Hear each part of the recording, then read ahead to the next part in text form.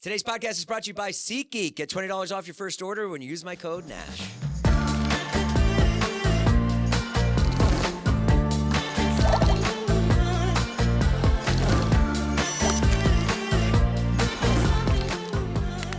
Guys, welcome back to the podcast. What a guest we have today. Dr. Paul Saladino is here. Did I get that right? That's right, man. I pronounced it right. Good. Okay, we're off to a good start.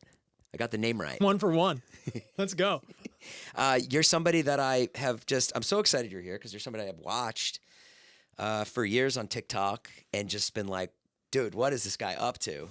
And I'm always trying to better myself, and especially as I get older. I'm 50 years old. And I went through a crazy transformation last year and then sort of lost it now. Really? Yeah. I lost like 30 pounds and then I probably put another 20 back on. Okay. We can talk about it. And that's just like, just from working and stuff. And so when I see your TikToks and I see your podcasts and stuff, I just love the way that you tackle all different things: food, sunscreen, Diet Coke, McDonald's, AirPods.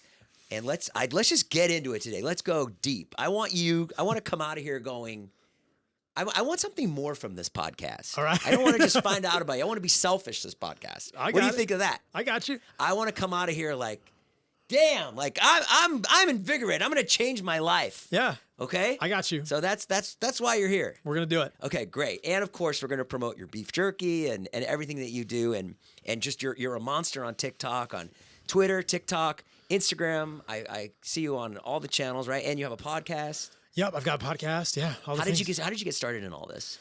I am fascinated by human health. I mean, my dad's a doctor, my mom's a nurse, and I saw family members around me that were just becoming older and decrepit, for lack of a better word. And I thought, I don't ever want to be that way. So how do I fix it? It's mostly begins as a selfish thing, right? It's like, how do I figure this out for me?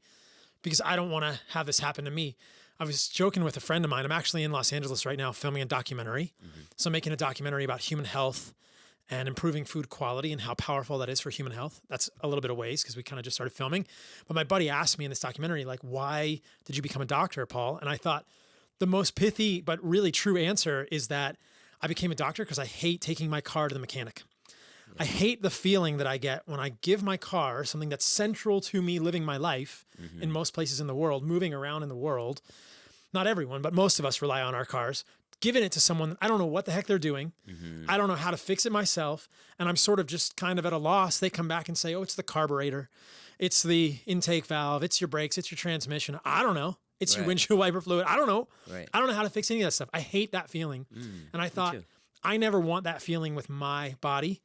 And I never want people that I care about in my immediate family to have that feeling. I want to know as much as I can because I want to fix myself and then maybe help people that I care about fix themselves so that they don't have to go to the mechanic and just, kind of not be sovereign over their health. Like we are. When we go to the doctor, I got chest pain, doc. I can't breathe. I'm gaining weight. I got swollen ankles. My joints hurt. I'm not sleeping.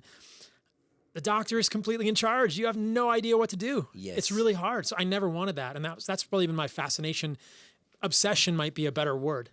I noticed that even like if I take a few days off from working out, I notice my body, like, it starts to shut down. Like I was on a plane yesterday and I hadn't worked out for a few days and I got like a shooting pain down my leg. And I was just like, yo, this is not okay. Yeah. So when you don't keep to it and you don't tend to yourself, your stuff just goes wrong. Martin and I, my buddy who's sitting off camera here, we're talking about this on the way over here. It's the same with food as it is with movement. If we let the quality of our food slide, we quickly become lesser versions of ourselves. Mm-hmm. And I think it's totally okay for us to eat a piece of birthday cake with our son or our daughter on their birthdays, or have dessert with our fiance or partner or wife or husband on anniversary or whatever, or eat, I don't know, a junk food snack with your friend at soccer practice just to celebrate a goal or something. But if we can, I firmly believe that as humans, if we can understand what truly high quality food is, and we eat high quality food for 85% of the time, we're going to be a completely different human in the way that we look, the way that we feel, our energy, our libido, our sleep, our mental clarity, what we create in the world, than if we don't do those things. And When's the last time you cheated? You had something? See, I'm different. Okay. Asterisk. I've seen I saw a TikTok that you made. Someone asked you like, "When's the last time you like cheated or had cake or whatever?" And you said, "I don't." This is an asterisk, right? So this is a superpower, Yeah. but it's also a foible Yeah. of mine. Like, I think I have like obsessive tendencies. Good. I'm not OCD. In Right. psychiatry, I actually did my residency in medical school in psychiatry. And I don't practice psychiatry anymore. Eventually, I got interested in what creates neuroinflammation in the brain and realized that the same things that create neuroinflammation in the brain create inflammation in the whole body. So the whole idea of medicine, you know, dividing humans into brain and body is kind of silly. So, but I'm really interested in mental health, and I'm not OCD, but psychiatry, which I don't love anymore, would probably call me OCPD. That's obsessive compulsive personality disorder, which basically just means that I tend to be a little rigid when I think about some things. Not everything, but some things. And it's just a personality trait that I have. And I think that has been helpful for me and allowed me to do what I do, but it also makes it hard for me to connect with people sometimes in dating relationships, whatever, my own life, because I don't really see the world the same way. Right. So sometimes people ask me, when was the last time you cheated? Will you ever eat a cookie? And I'll tell you this really confidently. I don't think that I ever need to eat a cookie for the rest of my life. Yeah. I don't ever need to eat pizza for the rest of my life, because for me, it's not worth it. Right. And that's just, again, this is just kind of like my alien nature as a human. My struggle then is to connect with people who don't think that way and help them understand how to make the right decisions. But it also allows me to be sort of pretty strict about what I do and maintain a good health life, right? And I can still connect with people. I love my personal relationships. I like being social with people, but I'm different than a lot of people. I don't drink. Yep. I don't drink either. I've probably smoked marijuana 3 times my whole life. I don't like it. Were you ever out of shape? Not in my adult life, but I've looked a little different than this. I've been skinnier than this. I've been much skinnier than this. When I was a raw vegan, I was much skinnier than this. I was 20 pounds of lean muscle mass lighter than I am now when I was a raw vegan. We can talk about that. Wait, you were a raw vegan at one point? Yeah, like 15 years ago. That was the beginning of my thinking about diet. Right. You know, because college, I was like pre-med. I took 6 years off and basically traveled. Yeah. I went to New Zealand. I thru hiked the Pacific Crest Trail. I walked from Mexico to Canada. I was a ski bum. I did all kinds of crazy stuff. And then I went back to medical school first as a PA in cardiology because my dad's a doctor. I saw him overwork his whole life. I never wanted to do that. So I thought a physician assistant, which is like in between a doctor and a nurse maybe. I thought that would be a good road. But working as a PA, I thought, I need more autonomy. I really want to be able to correct things at the root cause. So I went back to medical school. Okay. And it was right at the time when I was a PA that I started thinking about nutrition. There was no nutrition taught to me in PA school. So it's a 2-year master's. You go to take classes with medical students at George Washington University, where I did my PA school. And zero nutrition. Oh, wow. But I'm working as a PA in cardiology, and I'm starting to think about nutrition, but I don't really have a good basis. I've forgotten most of my biochemistry, and the first thing I find is like vegan ideas. And then I get into raw veganism, and I think, oh, cooking food is bad for us. And, oh yeah, all animal foods are bad for us. I'm just going to go raw vegan and see what happens. Right. So you've experimented in sort of like a supersize me way. In the opposite. Yeah, you've experimented on yourself. Yeah, make me. Because now you're all pro meat. I'm super pro meat. But you were not at one point. Many years ago, I was anti meat. And what happened when you were anti meat? How was your body? The movie would have been called "Make Me Gaunt." Make me. You're thin. The opposite of supersize me. Make me so skinny that girls don't even want to go out with me. Yes. You know, not that that's the most important thing, but that was ultimately one of the straws that broke the camel's back and kind of broke me out of that haze and thought, I'm so skinny that this girl that I want to go out with says, you're too skinny. I'm not interested in going out with you. Yeah. I also started thinking about where we've come from as humans evolutionarily and realized that meat has been a part of the human diet for hundreds of thousands of years. And I thought, oh man, it makes so much sense for humans to eat meat. Why have I been thinking this is bad for me? So I reincorporated meat 15 years ago and then had a number of iterations on my diet since then. And we can talk about all that. And you even had an iteration where, which I read was you were eating just meat, and that worked out not so great. It worked out good in some ways and not so great in others. What were the detriments of just so meat? I've done both sides of the spectrum. Cool. Yeah, I've done all plants. Yep. And I've done all meat. And I even had a phase when I was doing all meat when it was uncooked. So I've done raw vegan, and raw carnivore. I ate only raw meat for a little while. How was that? What were the effects of that? So, okay, yeah. So I'll tell you that, then I'll tell you about carnivore. So raw meat is interesting. I eat a lot less raw meat than I do cooked meat. There's just something about cooking meat that makes it more palatable for me as a human and makes it more interesting. Raw meat is great. I felt good with it. I don't think I felt better with raw meat than I did with cooked meat. The people in the raw meat communities are generally pretty healthy, but there is an increased incidence of foodborne illness. Any raw food, whether it's raw meat, raw fish, sushi, raw vegetables, raw milk, raw eggs, they all have a risk of contamination, and we can talk about all that. Then I did cooked, and it was actually within carnivore when I was strictly eating meat and organs. So you would have no vegetables? No vegetables for about a year and a half. And what happened? So the reason I started that was because I had eczema and asthma. And all of the other dietary iterations, vegan, raw vegan, specifically paleo, autoimmune paleo, keto, they'd never been able to fix my eczema. So I heard Jordan Peterson on Rogan's podcast. I heard this a long time ago, Yes. and he was talking about doing a carnivore diet. It helped his autoimmune condition. And I was in residency at the time at the University of Washington. I'd done medical school. I'm in residency. And I'm really interested in autoimmune conditions. I'm interested in the ways that the human body kind of attacks itself. That, I think, is a model system for a lot of problems. And I think a lot of illnesses we have as humans are autoimmune. People are probably familiar with things like eczema, psoriasis, seborrheic dermatitis, but acne has autoimmune components. Cardiovascular disease, heart disease has autoimmune components. A lot of gut issues, inflammatory bowel disease, also irritable bowel diseases have autoimmune conditions. So I think a lot of what we suffer from as humans is autoimmune. And I wanted to understand if eating only meat or having a very restrictive diet can moderate an autoimmune condition in me. Could it help other people? Let me experiment.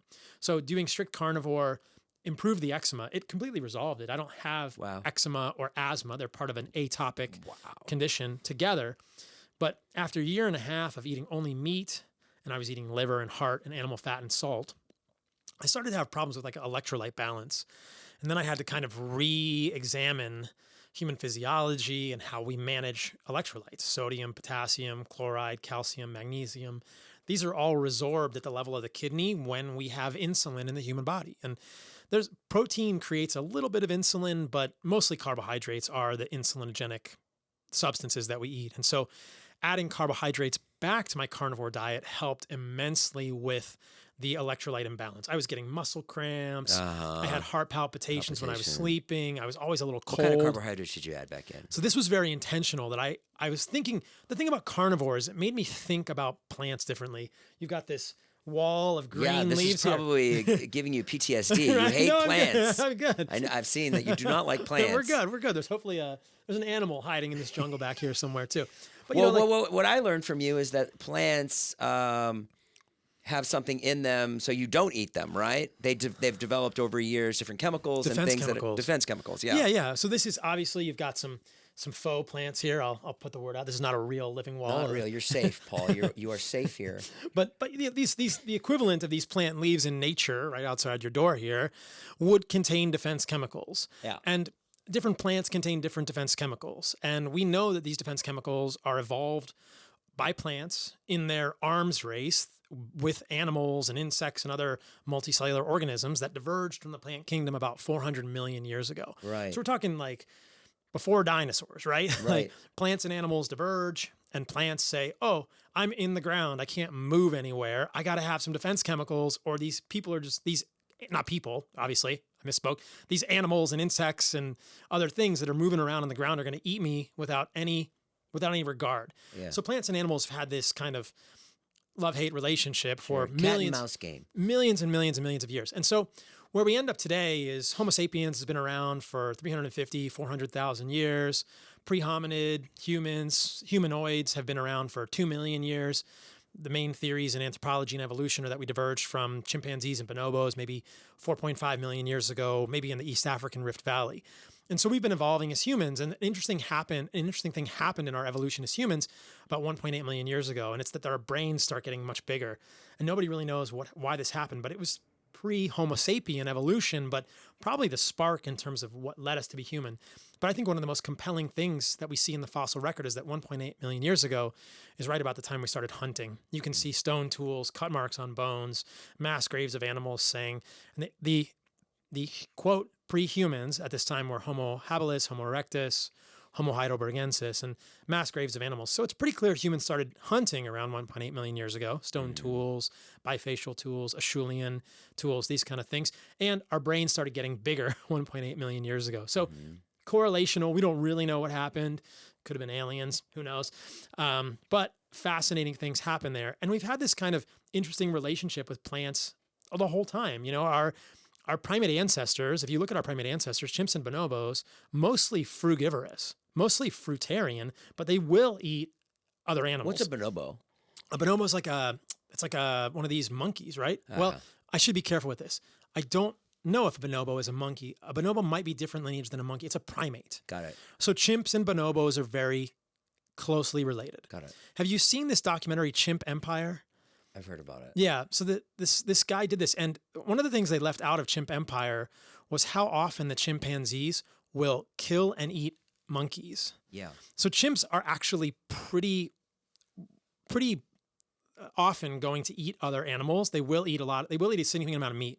Right. It makes us kind of skittish as humans because we're thinking like, wow, that's like humans eating each other, or even chimps. These are all sort of simian. They all have hands and thumbs and opposable thumbs. It gets kind of close to home for us.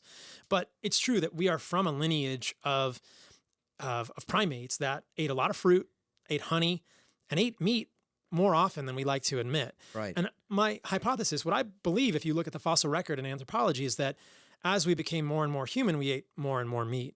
And you can see this, that you can look at stable isotope studies of the bones and teeth of Neanderthals from 50 to 60,000 years ago, or coexisting Homo sapiens from around the same time period. And you find that we were getting almost all of our protein from animals at that time. So, and then the question is, how much plant food versus how much animal food are humans meant to eat? What's ideal? Again, it's just hypothesis and sort of opinion and conjecture, but I think there's an interesting hypothesis here.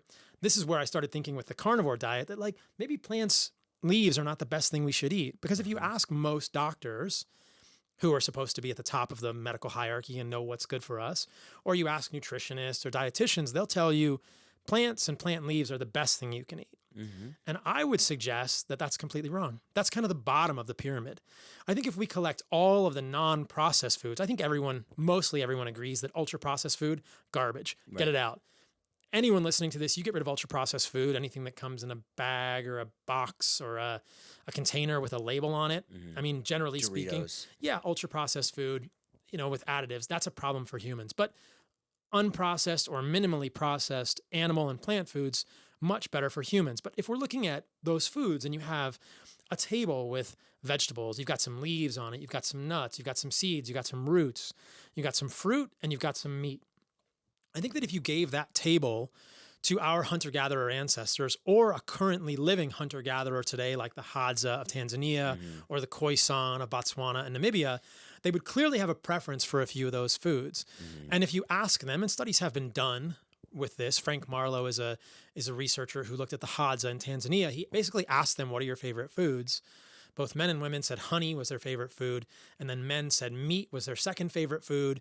Women have a three-way tie between berries, baobab, which is a fruit in Africa, and meat.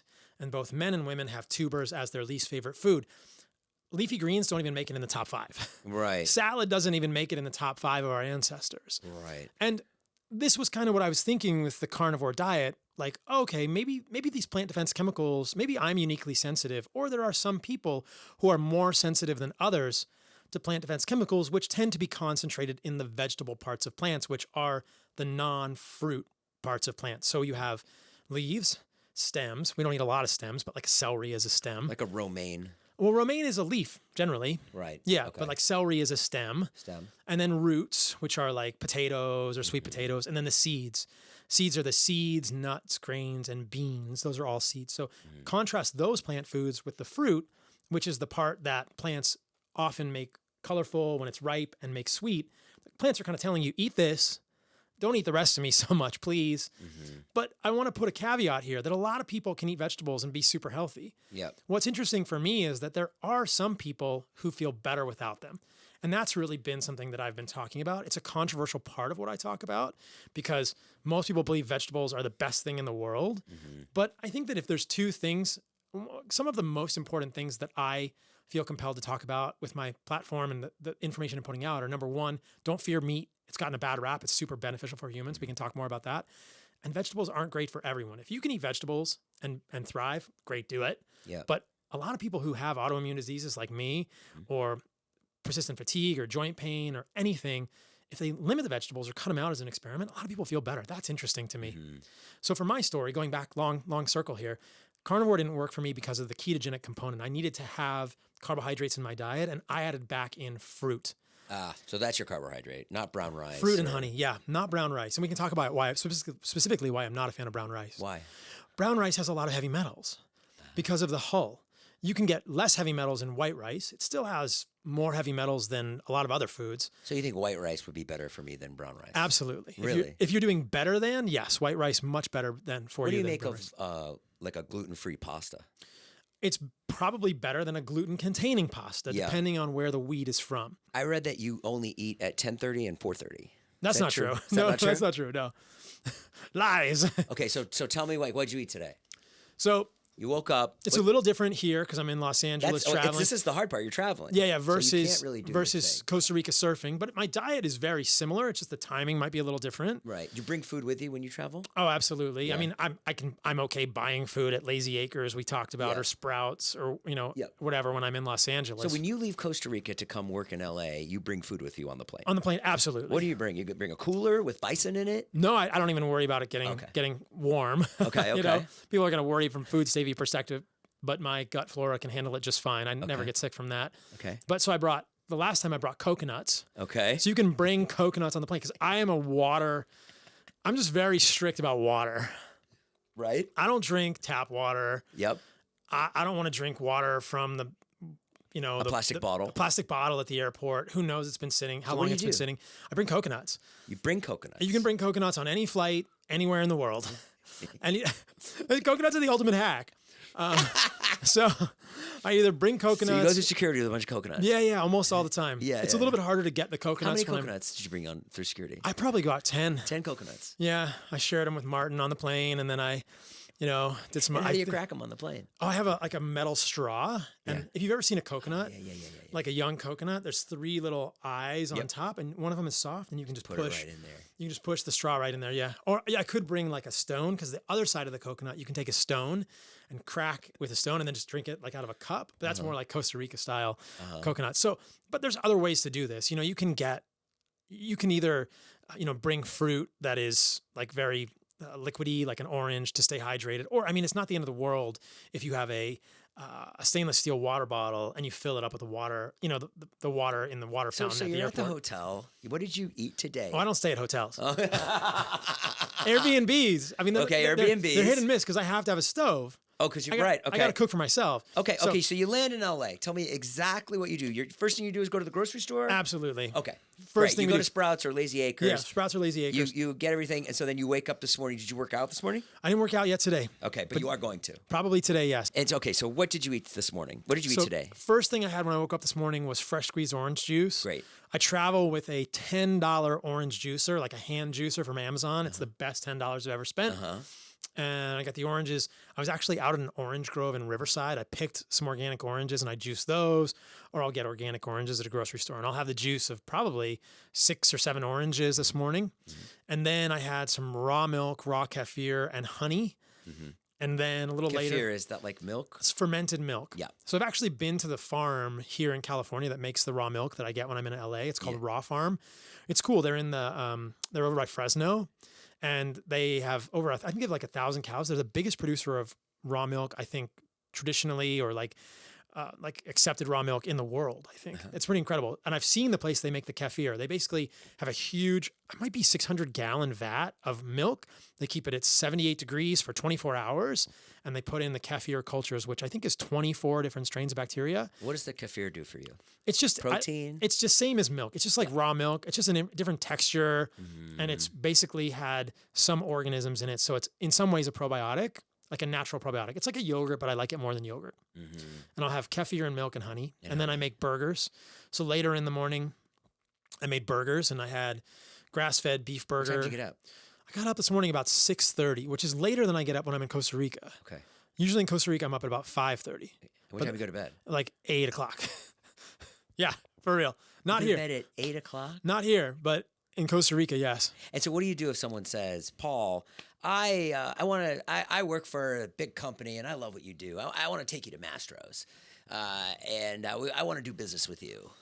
What do you do? Well, first of all, I'm going to be like, Mastro's, whatever. I can make a better steak in my own house. You know? Okay. That's good. I like this answer. They're Go not ahead. serving grass-fed steaks there, you know? Okay. Yeah, but like Because I would think Mastro's would be a place that you could eat. I could definitely eat there, but it's not going to be a grass-fed steak. Maybe they do. Mastro's can correct me. But when I go to a restaurant, people might be interested in this. I'm always going to ask, do you cook the steak in seed oils? What is on the grill? Are you cooking it on just a flat top? Are you cooking it in a grill? Are there any seed oils touching the steak? I went to a nice restaurant in LA the last time I was here for a conference, and there were only 2 steaks on the menu that were not marinated in canola oil before they served them. Yeah, I would not have expected this. Right. And it was... And you're very against seed oil. I'm totally against seed oils. I think they're why? horrible. It's a little technical, but I'll try and break it down for you. So evolutionarily... Not olive oil. Olive oil is a fruit oil. Yeah. But I have some concerns about olive oil also, which we'll hopefully get to. But seed oils are corn, canola, sunflower, safflower, soybean, peanut, grapeseed, anything that's from a seed, right? Avocado oils from the fruit, olive oils from the fruit. They're not from the seed, but we can talk about potentially issues with both of those as well. Seed oils, never a part of the human diet, completely evolutionarily inconsistent, and significantly increasing our consumption of a fatty acid called linoleic acid. And it's an 18-carbon omega-6 polyunsaturated fatty acid that accumulates in our bodies. It's just a nuance of human physiology that we accumulate this omega-6 polyunsaturated fatty acid. We hold on to it.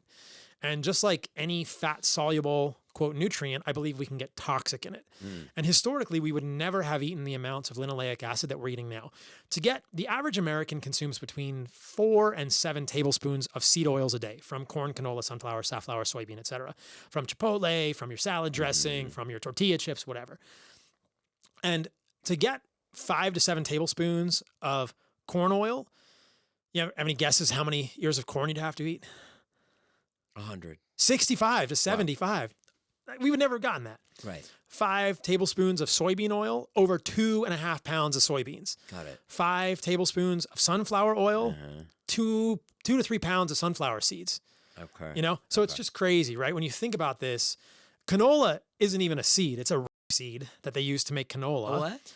Canola is from a rapeseed in Canada. Canola is an acronym. Did you know that? Canola is an acronym. It stands for Canadian Oil Low Acid. Oh, wow. So it's made in Canada, probably because they were trying to figure out what to do with all these rape seeds. Yeah. And it's actually not a native rape seed. It's a low erucic acid rape seed. It's essentially a genetically modified. Have to bleep this whole section. You can't say rape seed. You can't. It's a rape seed. Listen, I love it.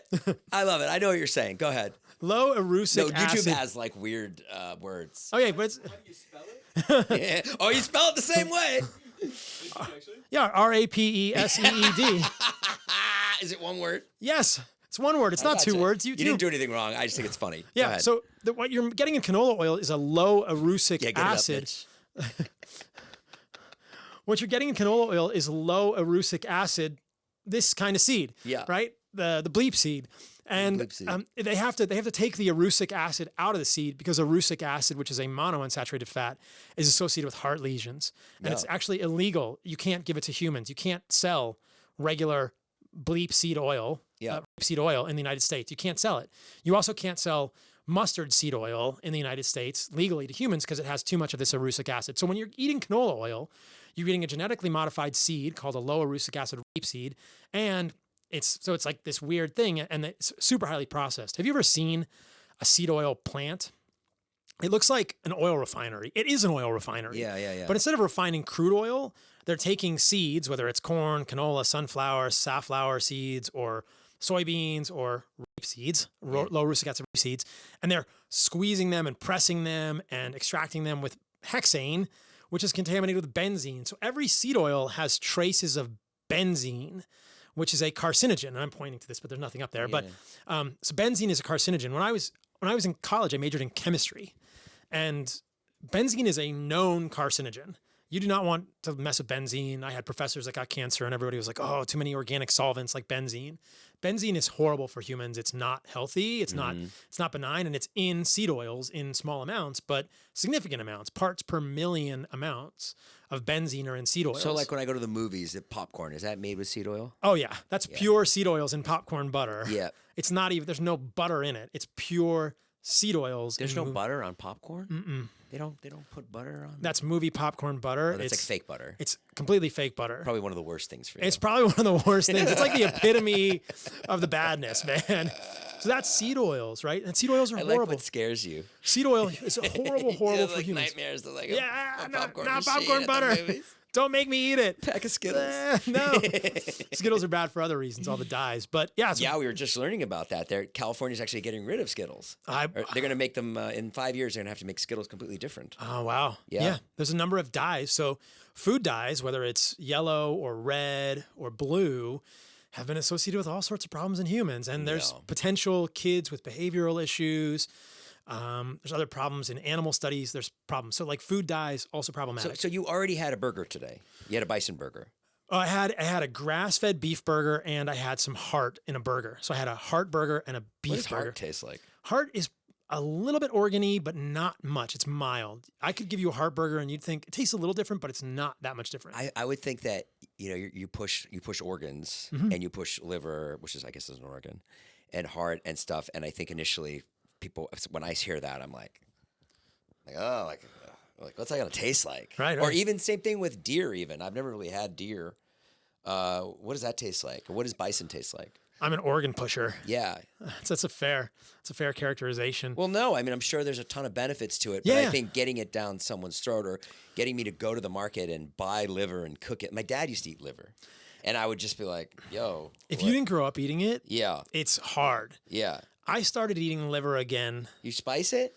I just eat it plain. So you eat it plain. And you cook it in oil? I don't cook anything in oil. So we can cook it on a grill. I cook it on a grill if I cook it. So your Airbnb will have a grill. It's got to have a grill. That's a filter on Airbnb. Must have a grill. Yep. And preferably, there's a lot of other things I have on the Airbnb. We can go through the checklist, but yeah, I'll either Let's cook. Go through your Airbnb I'll cook it on a grill, or I'll eat it raw. But I started eating liver again when I was in medical school. So 15 years ago now or something, and it was hard when I first started eating liver again. I was like kind of choking it down. I was kind of like gagging a little bit, but over time you get used to it. Yeah. The best thing is if you've eaten liver since you were a kid. People I know who've had liver since they were kids, they love it. Kids will eat liver like crazy. If you give your child liver when they're 8 months or 10 months old, which I think is a great thing to do because of the nutrients in liver, they will love it. If you try and give your kid liver when they're 3 years old and they've had all these other flavor palettes, they're not used to that kind of irony thing. Yeah. It's going to be hard. So there's a window when you can give a child liver, and if it closes, that's a problem. And this is actually, interestingly, this is why I built my first company, which was Heart and Soil Supplements. Right. And Heart and Soil was built for my sister's children and my sister. Yeah. So my sister is 8 years younger than me, and she has a son and a daughter who are 4 and 6 now, respectively. And I knew they would never eat liver, right? And I thought my mom and dad are older. They're 73 each.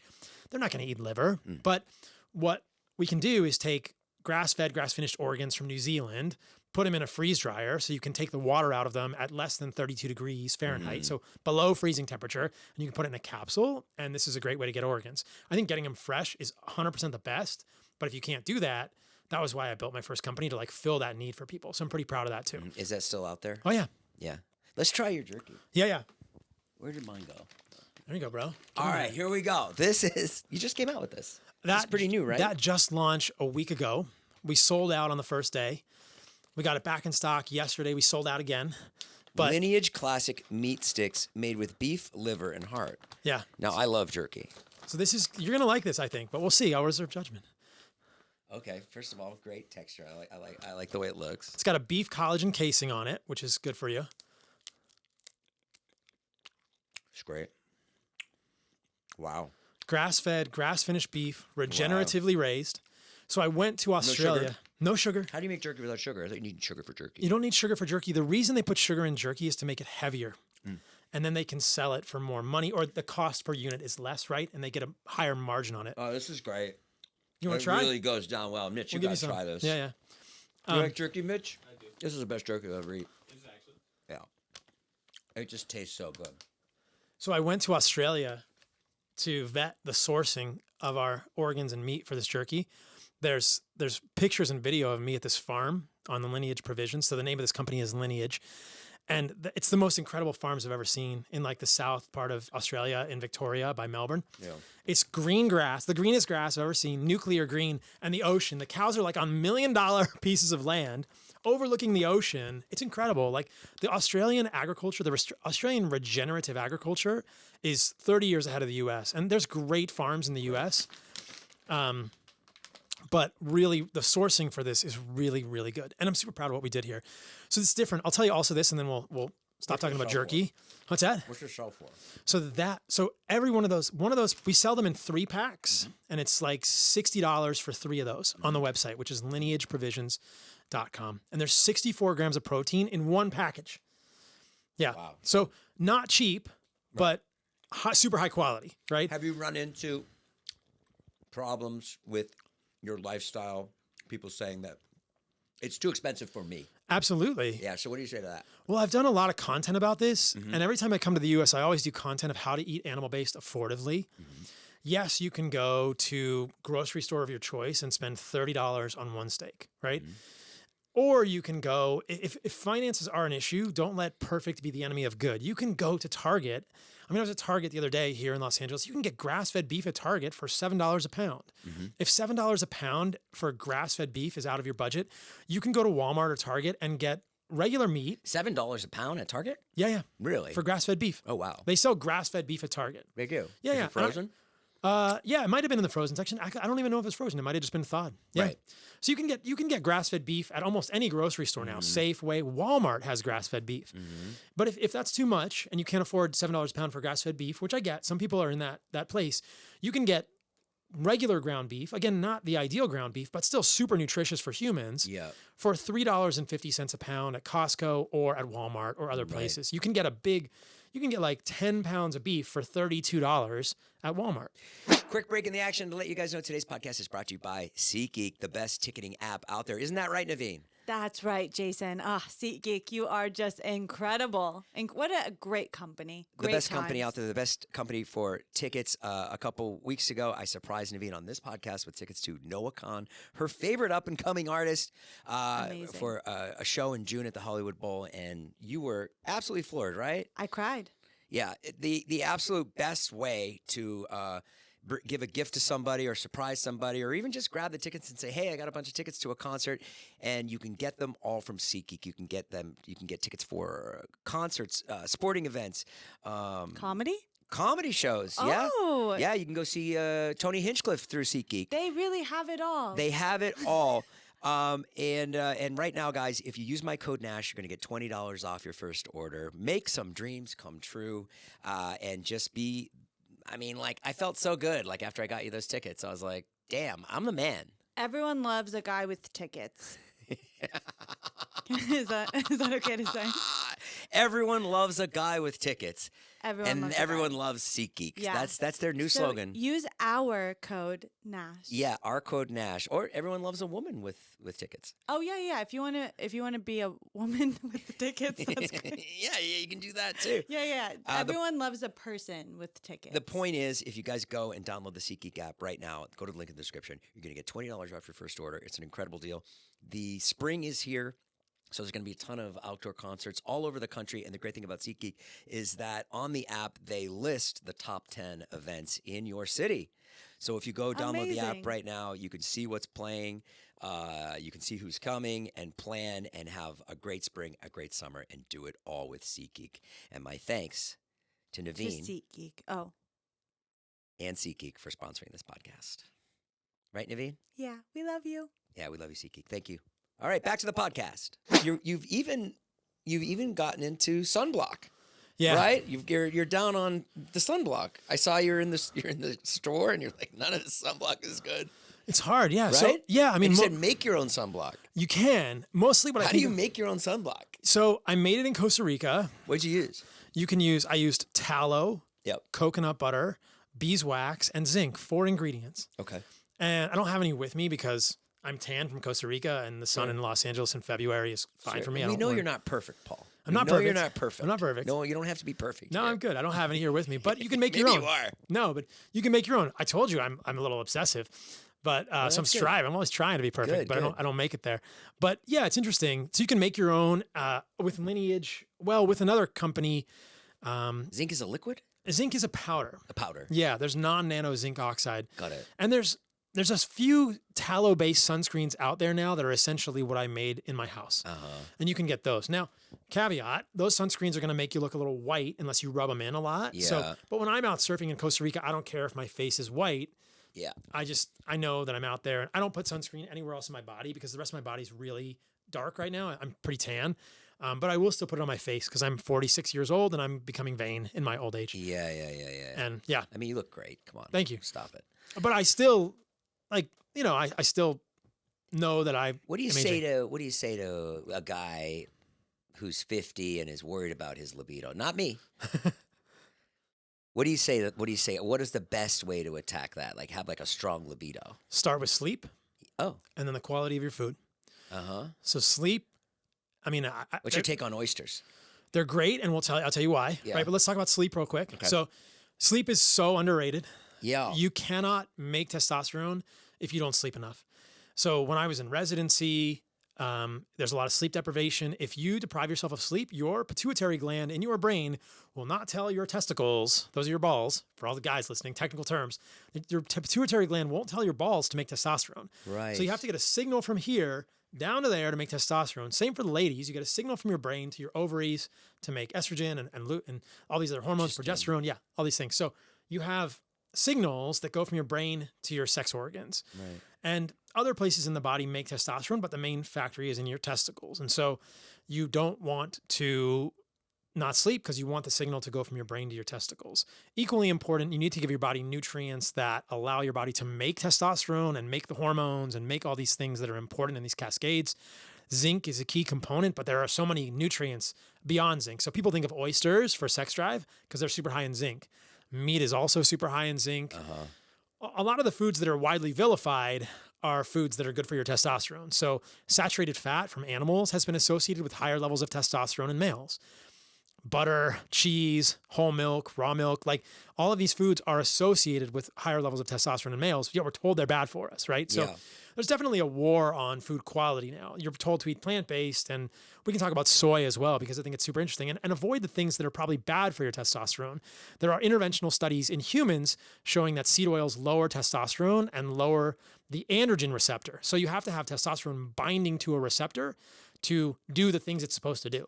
You know, in your brain, in your muscles, all these things that testosterone does. Having a bunch of testosterone is great, but if it doesn't bind to enough receptors, it's not going to have the same effect. And this is the problem with soy. And soy is in things like tempeh or tofu or Beyond Burgers, Impossible Burgers, right? And soy doesn't lower testosterone, but it lowers androgen receptors. And a lot of people get confused about this because they'll point to meta-analyses, which are collections of studies, and they'll say, soy doesn't lower hormones in men. It's fine. You can eat soy and still, have the same hormonal drive as a man or the same performance as a man. It doesn't give you tits. I don't know if it gives you man boobs, but weed does. That's a different thing. Weed does? Yes, absolutely. Cannabinoids. Mitch. Cannabinoids definitely can create estrogenic predominance in males and create like man boobs. Yeah. Yeah. So who knows? It's controversial if soy gives you man boobs. I mean, if we use Bill Gates as an N of one, I'm going to go with soy gives you man boobs, but who knows? And what's your take on, let's say... That joke totally missed on you. I'm sorry. What did you say? I'm so sorry. I'm not a great listener. I said if we use Bill Gates Yeah. as an N of one, as an example, then soy definitely gives you man boobs. I don't get it. Well, because look at his boob. He has tons of... Does he have boobs? He has man boobs, yeah.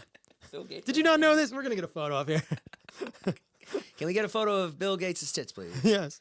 And then what do you make of guys who want to go get like TRT?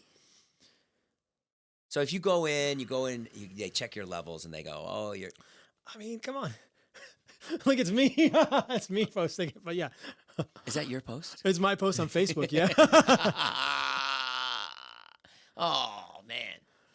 Yeah, he's got to rent the right Airbnb. So what do you make of people that, guys that want to do TRT and stuff like that? So let's say you go in, your levels are a little low. Most of the time, their levels are low because they're not sleeping enough and they're not eating properly. or they're eating the wrong things. Really? Yeah. So TRT is useful for men, but what I would say is realize that it has long-term consequences. Like what? Long-term TRT can make males infertile and make it difficult to conceive if you want to have kids later on in life. I was just talking to a friend of mine yesterday who's been on TRT. Now he wants to have kids with his wife, and he's having to rehabilitate his sperm. Rehabilitate sperm. He's eating meat, Yep. you know. Yep. I gave him, we have a supplement at Heart and Soil called Whole Package, which actually contains desiccated testicle. Yeah. I gave him some of that. Basically, I think cutting out the junk, sleeping more, working less. He's changing out his underwear. Don't wear polyester underwear. Oh, yeah. I mean, this is a I've great heard that. question. Let me just amplify the fact that you asked an amazing question. Okay. How do you rehabilitate your sperm? Yeah. Best question ever. Sure. Don't wear polyester underwear. Don't keep your cell phone in your pocket next to your balls. Right? Right. We just talked about the EMFs. Right. Don't do that. Eat Don't put nutrient-rich the- foods. Yeah. Don't eat seed oils. Sleep enough. Go in the sun. Those are great ways to do So it. you think a guy with the right amount of sleep and food doesn't need TRT? Probably not. Right. Depending on the case, right? Probably not. Interesting. The people I know who have gone on TRT, when I ask them in retrospect, they usually tell me, "Oh man, I was working so much. I was stressed. I wasn't eating right." And you Yeah. think, okay, your doctor appropriately diagnosed you with hypogonadism, low testosterone, but could they have corrected things and maybe didn't need TRT? Yeah, I noticed like on Friday I went to I went out of town to see my wife's family, and I was just like really dragging, like Friday dragging, Saturday dragging, Sunday. But over those 3 days, I slept like 10 hours every night. Okay. And then today when I went to yoga, I was like, I thought because I wasn't working out that it'd be really hard, but I had a ton of energy There you go. because I had so much sleep, like 4 good nights of sleep. Sleep is the most underrated performance enhancing supplement Yeah, there and is. you go to bed at 8. In Costa Rica, I do because the sun goes down. So I didn't realize this until I lived at the equator, but there's not a lot of variation seasonally in terms of when the sun comes up and goes down. So pretty much all year round, the sun comes up between 5:15 and 5:35 in Costa Rica. Okay. And the sun goes down similarly, around 5:35 to 6 o'clock in Costa Rica, give or take, Yeah. So the sun is always up by 6 a.m. and always down by 6 p.m. in Costa Rica. Yeah. So it's been dark for 2 hours, even in the middle of June in Costa Rica. Yup. And and I like to get up and surf, so it's very convenient. The first guy in the water gets the best waves usually. Yep. Not always, but I like to be the first guy in the water, or I like to be there super early in the water, watch the sunrise over the water. The offshore winds are the best first thing in the morning. So Have you heard this thing that every hour of sleep before midnight is worth 2 hours? I've heard it. Have you ever heard that? Yeah, I don't know if it's really true, but yeah, maybe. But I think if we think about it, it is true in a way, like in terms of like circadian rhythms and things like that, right? Probably, but here's the other thing to consider. The variation in when you go to sleep is also important. So if you're used to going to sleep, this is always hard for me when I travel. Circadian rhythms are a rhythm. My body is used to going to sleep at 8 p.m. Central Time, right? In Yeah. Costa Rica. Los Angeles is now 2 hours behind that. So I come to Los Angeles. I go to sleep at 9 p.m. in LA. That's 11 o'clock in Costa Rica. Like I'm really throwing my circadian rhythm off, and there's going to be a price to pay. It's worth it to come and spend time with you and other people and do the things that I want to do in Los Angeles. But even within a certain time zone, if you consistently go to sleep at 9:30 and you stay out until 11:30 with your friends, that's valid. Just realize you're going to feel it the next You're gonna day. pay for it. You're going to pay for it. Yeah. And that's worth it. That's worth it to do sometimes. Just like it's okay to eat the cake sometimes. It's worth it. Yeah. But that's why you're going to feel bad the next day. Yeah, it's so tough. I was talking to my friend. My friend has a fitness company, and we saw this TikTok that was so great. It broke down.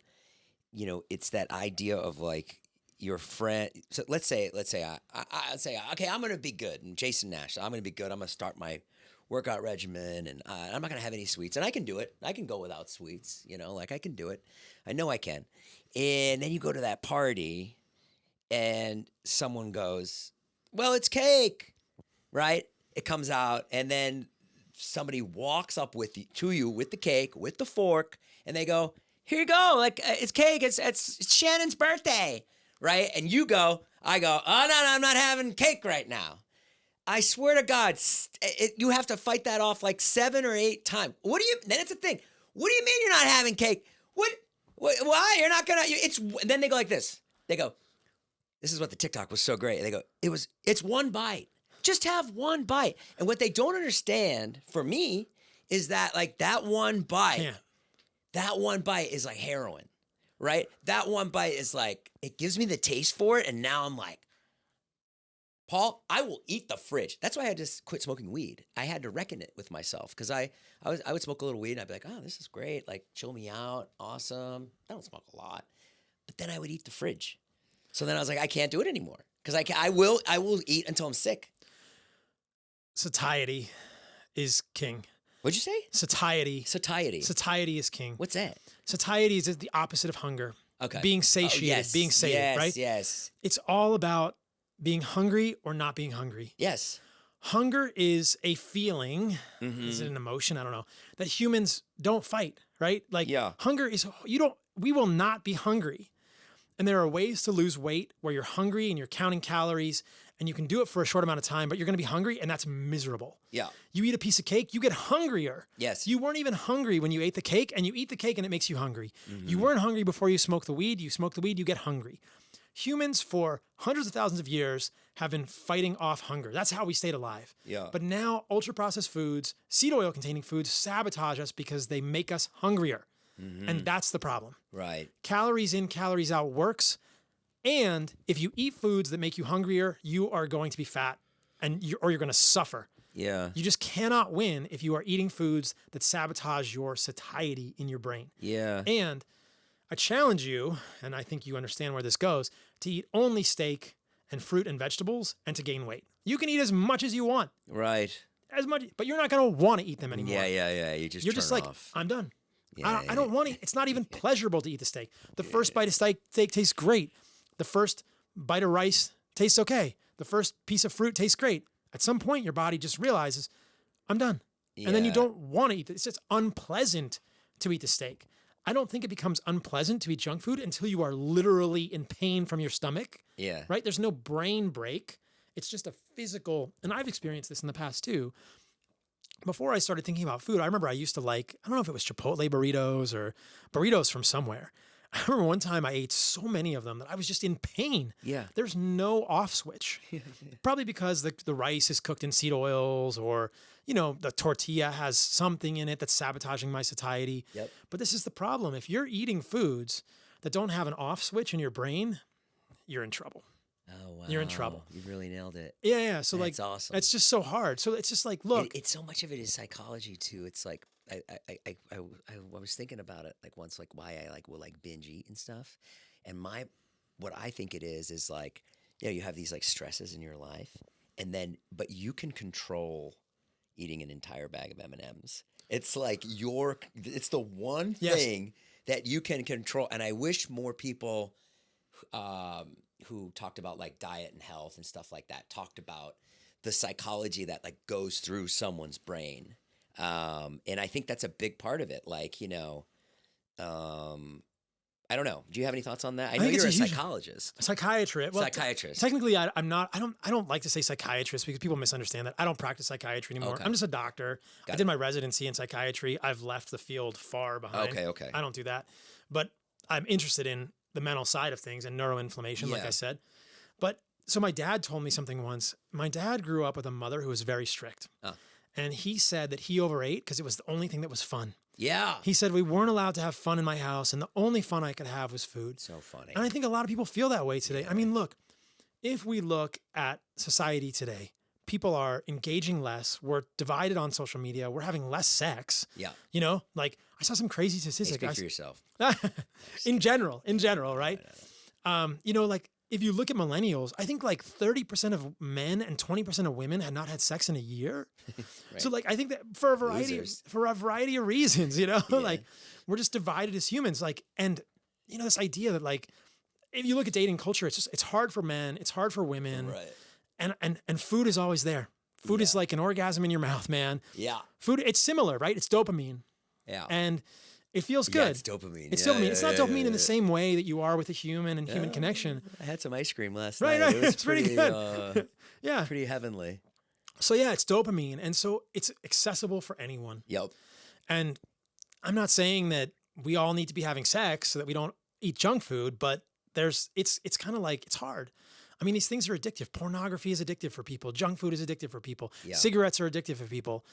French fries are addictive for people. We know why. Yeah. It's all kind of on the same continuum. I really liked what you said. Like, I think maybe that could really help people is like, when you do engage in those types of foods, you're engaging in foods that won't allow your satiety to turn off. Satiety turns on, yes, but your hunger turns off. Turn on. Yeah. Yeah, it's the same thing. There's no brakes. As Jim Beam or it's a car tequila. It's a car with no brakes. Yeah.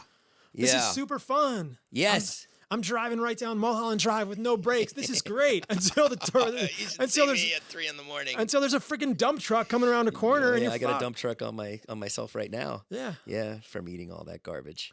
Oh wow, what a journey. Yeah, I'm gonna try to. It's so tough. So wait, so what do you do if someone asks you to go out to dinner? I mean, I'll go out. I mean, you won't eat anything. So here's what I should say. Number one, I don't go out to dinner with girls on the first date. I generally try not to take girls to restaurants on dates. Right. Because I don't want to eat at restaurants. I can make better food at my house. Got it. I don't go to a lot of restaurants, right? Mm-hmm. I've got an amazing girlfriend in Costa Rica right now. She doesn't like to go to restaurants either. We just cook food at home. Right. We want to celebrate something. We just make a dinner at home. Got it. I can make better food at home. But I understand that people like to go to restaurants. It's fun. It's social. It's a vibe. I get it. Right. And if I'm going to go to a restaurant, I'm going to probably pre-screen the menu. Yep. Do they have a steak? Yep. Do they have something that's likely not to be cooked in seed oils, or is everything going to have sauces? Wow. Man, I could not go to an Ethiopian restaurant. I used to love Ethiopian food. Right. Injera, I'm just not going because everything is cooked in seed oils, and there's nothing there for me that's just a piece of meat on a grill, no seed oils. That's what I need. Restaurants are like survival for me. I'm like in a gauntlet. I'm like trying to survive. They're not fun for me. Yeah, it is that way. I like being with humans. I like the setting, but it's not easy, right? They're not trying to make healthy food for me. They're trying to make food that tastes good and probably overcharge me for it with some sort of fancy, And you don't drink coffee. I don't drink coffee. That's a different thing. I just did a piece of content today and I said, if I don't drink coffee, but if I did, here's how I would do it. Yeah. I think there's ways to do coffee better and ways to do coffee The interesting thing about worse. the video you made was you said that the coffee, if you have it at 12 o'clock, it's still in your body at 10? About a quarter of it. Wow. Of the caffeine. Yeah. The half-life of caffeine is 5 hours. So you have a Starbucks venti coffee, right? 200 milligrams of caffeine at noon. You still have 50 milligrams of caffeine in your body at 10 p.m. Right. And that's the equivalent. I think one caffeine pill from like a CVS is 50 milligrams. Right. So that's like taking one caffeine pill at 10 p.m. Yeah. Why would you do that? Yeah. And this is the double-edged sword of coffee and caffeine. It makes the world go round. People love it. It's enjoyable, but it's enjoyable because the caffeine also hits dopamine in your brain. Mm-hmm. So caffeine is addictive, just like coffee is very addictive. And I don't like things that are addictive. Yeah. So, and it makes caffeine, I did use it when I was in PA school. It gave me heart palpitations. So I don't like it. And there's other problems. So there are good coffees out there now, organic coffees that are free from mold, free from pesticides. You can cook it. No, you can cook it. This is I don't even drink coffee, so I don't even use the right words. You can make the coffee in a French press, right? We're not talking about meth. Yes, you're saying. I noticed in the video today you were like, I wouldn't cook it in a coffee pot because of the condensation at the top of the pot. But it's all a French press, or a pour over. Yeah, pour over. Yeah, it's just in a cloth and then glass or a mug. Okay, here's a big one. Yeah, here's a really big one. We have a problem in our house. All right. Okay, my wife, she's somewhat. Now, I should praise her because she went 3 weeks. She's gone 3 weeks without an energy drink. Okay. Which is great. That's fantastic. Great Props. job. And now we think that the energy drinks were making her sick. Probably. What's your vibe on energy drinks? Absolutely. Okay, so look at this. You know, it's funny. Because I know when I drink an energy drink, I get sick right away. I don't feel good. Energy drinks are not designed to be healthy for you. Yes, but people love them. People love them because it's like a coffee. It's a jolt, right? Yeah. Because everyone is underslept. Right. Because we're all undernourished and underslept. People use energy drinks and coffee as a crutch. Full stop. Energy drinks, I have never seen an energy drink with any of the forms of the vitamins that I would like to see in it, right? Yeah. So energy drinks are they're all the same. They're going to have caffeine, and they're going to have it from green coffee extract. It's a natural form of caffeine. Great, whatever. They're going to have caffeine. They might have taurine, which is good. I mean, taurine is helpful for humans. Taurine has been associated across species with longevity, and it's only found in meat, right? Right. So it's an animal-based food, an animal-based nutrient. You're putting taurine in an energy drink. Great. They put B12 in energy drinks. Great. It's an animal-based nutrient. But they put the wrong form of vitamin B12 in energy drinks. They put cyanocobalamin, not methyl adenosine or hydroxycobalamin. Cyanocobalamin starts with cyanide. Yes. Right? Not a form of B12 you want to be taking, harmful. They also put folic acid in energy drinks. Folic acid is a form of folate that doesn't occur in nature. And your body has to convert folic acid. I'm going to get technical. Hold on. It's okay. Folic acid has to be converted to dihydrofolate or tetrahydrofolate by an enzyme called dihydrofolate reductase. That enzyme gets saturated at a certain level. Your body can only metabolize some folic acid. Then you get unmetabolized folic acid in your body, and it can cause harm in humans. Right. So energy drinks are not full of the right forms of vitamins. They're basically caffeine and vitamins. And Does then anyone make a healthy energy drink? not that I know of. There's a good thing for you. Yeah, that's a good thing for you. Yeah, maybe. But I wouldn't really be. You wouldn't drink that. I wouldn't drink it. The thing that's great about this is you're going to eat this. I do eat it. Yeah, you know? and there's very few things you eat. That's right. That's what I feel good about. Like, I'm not going to make something that I wouldn't eat. Yeah. You know, I'm not going to make something that I wouldn't give to my sister or my family. Yeah. And so I wouldn't say, hey, take an energy drink. I'd say, sleep more, sis. And what's your take on heroin? It's natural. Bad for you. Of course. Problematic for Cocaine. Problematic for Problematic. Cocaine is problematic. Don't do cocaine. Cocaine is bad. Okay, and we already know weed is bad. Weed is a bad thing. Yeah. Yeah. These things, I mean. And what if all of a sudden you had to have a surgery and they wanted to give you pain pills? Would you say no? I've had one surgery in my life. Yeah. When I was in medical school, I got a ganglion cyst on the back of my knee. I was doing jujitsu, and I had a big fluid-filled cyst on the back of my knee. Eventually, it got infected because the orthopedic surgeon misdiagnosed it. Long story, had to have a surgery. I'm still traumatized about this. I had the surgery. I went under anesthesia. I'm sure I lost brain cells. I wish I were smarter, guys, but this is what I'm working with. And they gave me pain pills at the end of it, and I didn't take a single one. I was like, I'm not going to take this. Yeah. It's just, I don't even want it. Terrible. I don't want to feel bad. This is just the way I'm wired. Yeah. So this is interesting. It's not hard for me, right? But it's really hard for a lot of people. So I don't even want to take the pain pills. I don't want that. I came out of surgery. I'm sure they gave me some sort of opiate in surgery and came out of surgery a little loopy, but I didn't take a single pain pill. I didn't have a problem. Here's one. I was in Houston this weekend, and this my wife's aunt, who I love, salt of the earth woman. She says, my back. She was picking up the baby. She says, my back, because I can't do anything for my back. What do you do? What do you do to somebody who maybe doesn't work out a lot, 55 years old, back problems? I had a meet and greet at Erewhon this weekend. Yeah. Damn, I wish I was there. In Culver City on Saturday morning. Sick. We were filming for the documentary. We got a bunch of success stories. First guy in line. Yeah. Got there an hour and a half early. Drove up from San Diego. 72 years old. Yeah. His name was Les. He'd lost 40 pounds. We've got photos. He sent us all this stuff. He's lost 40 pounds, 72 years old. And he told me, the surgeons told me I was going to have surgery on my back. It was painful, my knees. I changed my diet. He's full carnivore now, and he eats fruit. Yeah. Everything got better. Really? I don't care if you're 35, 25, 55, or 75. Change the quality of your diet. There's a good chance. Yep. Everything will get better. And not but improve significantly. Look at these photos. Wow. Les is a hero. This guy's amazing. He's jacked. He's 72 years old. That's how old my dad is. My dad doesn't look like that. Well, I like how simple you make it for everybody. You've made it very simple. Sleep and diet, and that's it. Sleep and diet. But people don't know what foods to eat, right? They get fearful of meat. Don't fear meat. Don't fear meat. Yeah. We've been eating red meat for hundreds of thousands of years. It's not bad for humans. Doesn't cause cancer. Won't shorten your life. Won't give you a heart attack.